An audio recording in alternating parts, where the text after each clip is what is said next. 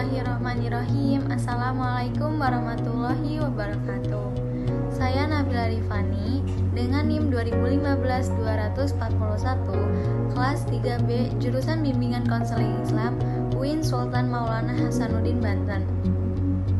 Saya membuat video ini untuk memenuhi ujian tengah semester mata kuliah Teknik dan Keterampilan Konseling dengan dosen mengaku Ibu Imalatul Khairat MPD.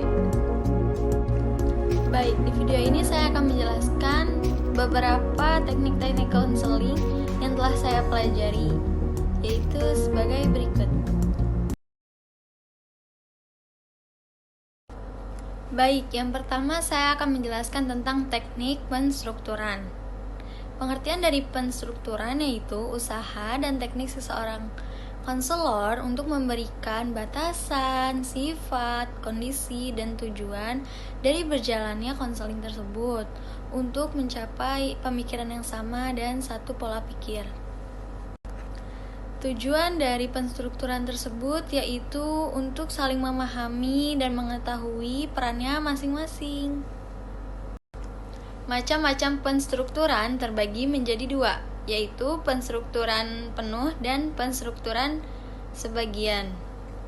Penstrukturan penuh itu tertuju kepada seorang klien yang belum pernah sama sekali datang untuk melakukan konseling, dan seorang konselor akan menjelaskan bagaimana, mengapa, apa itu konseling.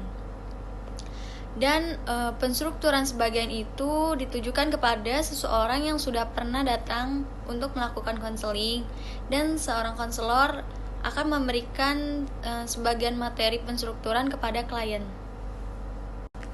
sesuai kebutuhan dalam proses konseling dan selama konseling berlangsung. Dalam penstrukturan ada 4 batasan yang harus kita perhatikan, yaitu batasan waktu, pembatasan tindakan, pembatasan peran, dan pembatasan masalah. Pembatasan waktu yaitu seorang konselor menyampaikan pembatasan waktu sebelum dimulainya konseling. Yang kedua ada pembatasan tindakan. Pembatasan tindakan itu dilakukan konselor sesuai dengan keadaan klien, contohnya marah atau menangis.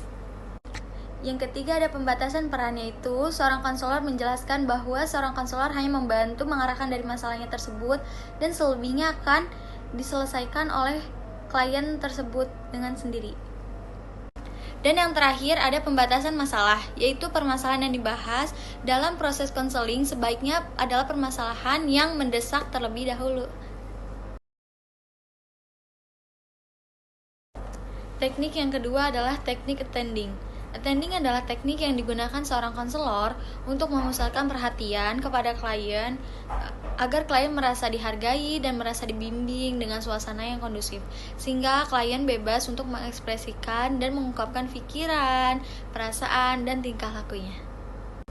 Ada beberapa perilaku yang baik dalam attending, yaitu menata ruangan dengan baik, menyapa, memberikan informasi, observasi, mendengarkan klien dengan aktif, kontak mata, mengatur posisi, dan menetapkan tujuan.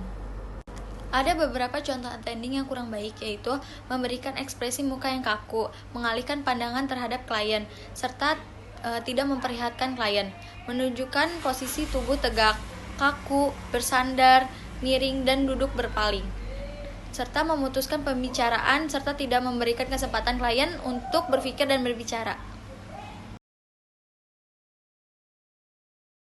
Teknik yang ketiga yaitu teknik empati. Empati adalah kemampuan konselor untuk merasakan bersama klien dan menyampaikan kembali pemahaman tersebut kepada klien. Empati juga dipandang sebagai usaha untuk mereka.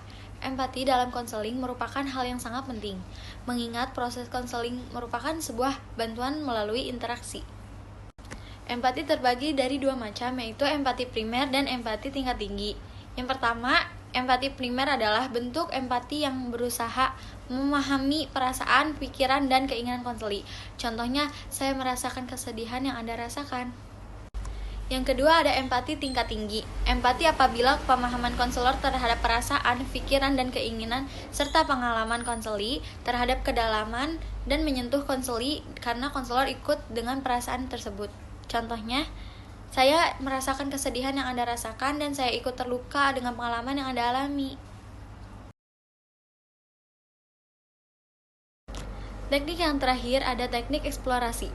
Eksplorasi adalah keterampilan konselor untuk menggali perasaan, pengalaman, dan pikiran klien. Eksplorasi terbagi jadi 3, yaitu eksplorasi perasaan, eksplorasi pengalaman, dan eksplorasi pikiran. Eksplorasi perasaan yaitu keterampilan untuk menggali perasaan klien yang tersimpan. Eksplorasi pengalaman yaitu keterampilan konselor untuk menggali pengalaman yang telah dialami oleh klien. Dan yang terakhir ada eksplorasi pikiran, yaitu keterampilan konselor untuk menggali ide, pikiran, dan pendapat seorang klien. Baik, mungkin cukup sekian materi yang dapat saya sampaikan. Kurang dan lebihnya mohon maaf. Semoga bermanfaat bagi kita semua. Wassalamualaikum warahmatullahi wabarakatuh.